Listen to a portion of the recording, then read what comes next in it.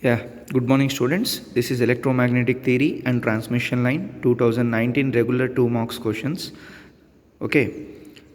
Then the first question is describe the three orthogonal surfaces that define the cylindrical coordinates of a point. Now we know that in cylindrical coordinates the point which define the three orthogonal surfaces is represented as rho, phi and z, where rho is the radius of the cylinder, phi is nothing but azimuthal angle, z is similar to the Cartesian system. That means it is a coordinate variable. Then coming back to the second question, state Gauss law. Under what conditions is Gauss law especially useful in determining the electric field intensity of a charge distribution? Now first of all we are going to state the Gauss law.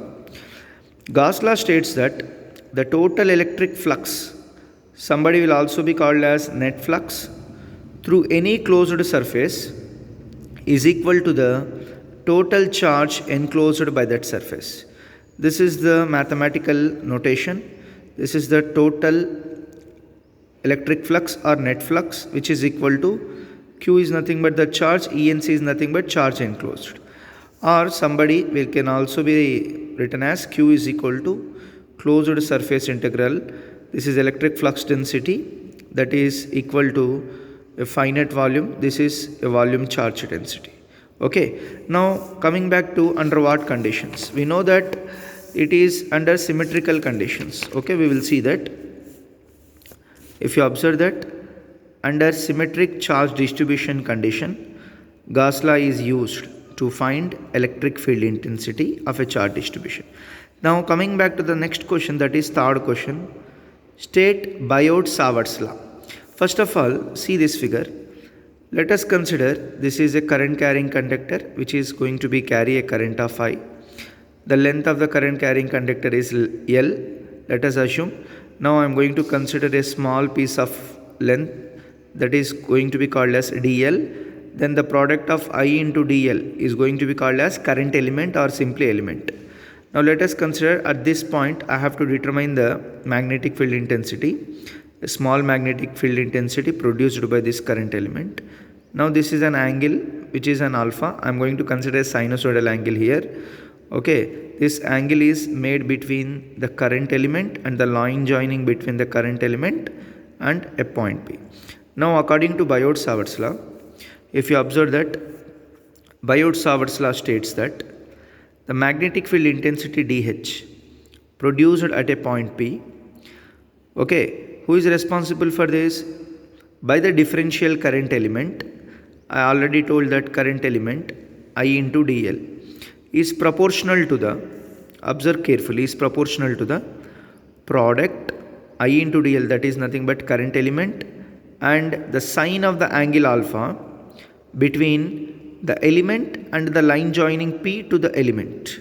This is, okay, the line joining P to the current element, and is inversely proportional to the square of the distance r between P and the element. If you observe that this is the Biot-Savart's law mathematically. It is directly proportional to the product of current element and the sine angle alpha, and inversely proportional to the square of the distance between them. This is nothing but the Biot-Savart's law. Is it clear? Yeah, coming back to the fourth question.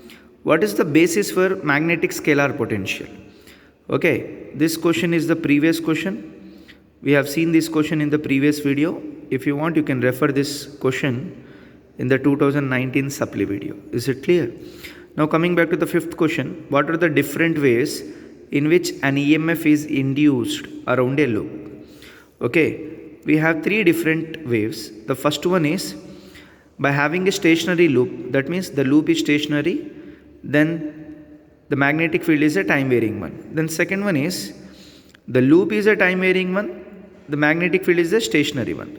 And finally the third one is both are time varying, that means the loop and the magnetic field. Now coming back to the next question, sixth question, state Faraday's law. According to Faraday's statement, okay, Faraday's law states that an induced EMF, that is denoted by VEMF, that is the voltage electromotive force, that is induced EMF, in any closed circuit is equal to the time rate of change of the magnetic flux linkage by the circuit. Now see this mathematical expression. This is the induced EMF is equal to the time rate of change of magnetic flux linkage, where lambda is nothing but the magnetic flux linkage, which can also be written as N into phi. Okay, is it clear? This is nothing but the rate of change. Is it clear? This is the statement of Faraday's law. Now coming back to the next question. What is the Poynting vector? What is the physical interpretation of the Poynting vector over a closed surface? Now this is also, please refer the video 2019 supply video.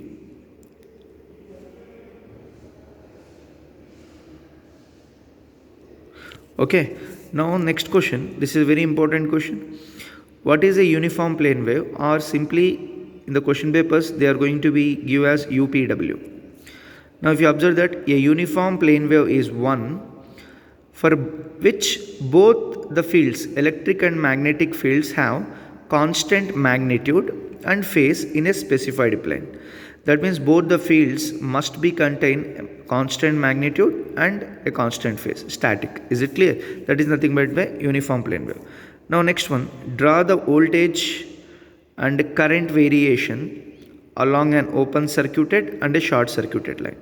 Now observe this very carefully. This is for short circuited. Now if you observe very clearly, this is the voltage representation. This is the current representation. Both are opposite. This is for short circuit.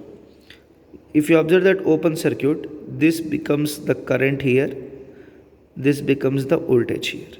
Okay, no need to bother about the exact lambda values. Is it clear? Just you have to draw this voltage and current variations. Once again, if you observe that in short circuit, the voltage will be a current in the open circuit. In short circuit, the current will be the voltage in the open circuit.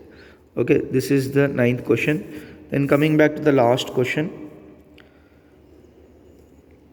See the question, list the applications of Smith chart. This is also refer the previous video, that is 2019 video. Okay, thank you very much students. Thank you very much.